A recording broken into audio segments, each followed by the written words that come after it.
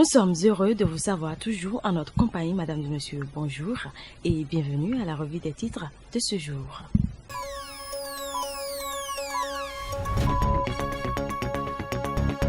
On démarre avec le quotidien du service public, La Nation. Romuald Wadayi à propos des dettes de l'État vis-à-vis des travailleurs, le gouvernement a épongé les arriérés.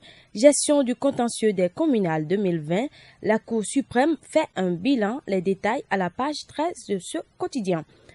Assemblée nationale, ouverture de la section budgétaire ce jour, les détails à la page 2 de ce quotidien. Renforcement de capacité en innovation, Abevrit forme des entrepreneurs et créateurs à Boycon. Le Béninois libéré qui libère l'information selon laquelle, au sujet de la dette à l'endroit des travailleurs laissés par Boni Yayi, Biotchane avait déjà tout dit. Débat autour de la dette laissée par Yayi à Talon, les clarifications de Wadayi. Parole d'oracle, une chronique de Constantin Amoussou, même le sorcier Takou a faim. Audience à la Cour constitutionnelle, Djogbenou reçoit les démocrates, les stars du BAC et la CC du Niger. Réforme de voitures en leasing, Patrice Talon rassure, Kassa Mampo. On continue avec le quotidien Le Matinal. Polémique autour des dettes de l'État envers les travailleurs, les chiffres qui confondent Yayi Boni. Financement 2020 des partis politiques, des fonds déjà sur les comptes de la Sénat, les détails à la page 7. Second mandat de Patrice Talon, les mises au point de Georges Anagonou à l'opposition. Don de kits de prévention aux bars, maquis et restaurants, la Sobebra poursuit son offensive contre le Covid-19 dans le zoo. Fraternité, projet de loi de finances, exercice 2021, le dernier budget du quinquennat au laboratoire des députés. Supervision des élections en Afrique, l'honorable Issa Salifou fait la fierté de la CEDEAO en Guinée-Conakry.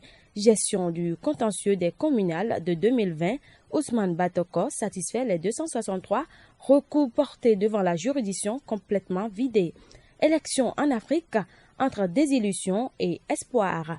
Lutte contre la Covid-19 dans le zoo, la Sobebra offre des dispositifs de lavage de mains à ses partenaires de Boycon. À présent, on passe aux informations du site international First Contact Afrique en compagnie de Astrid Michai. Présidentielle guinéenne, les électeurs étaient aux urnes dimanche pour décider du nouveau sort du pays. On reste avec les élections présidentielles en Guinée, la crainte de l'opposition de se faire voler la victoire. Madagascar à présent, le président annonce la fin de l'état d'urgence sanitaire. Le Bénin, pour finir, apurement des arriérés de salaire aux travailleurs, le ministre Wadayi clarifie la situation.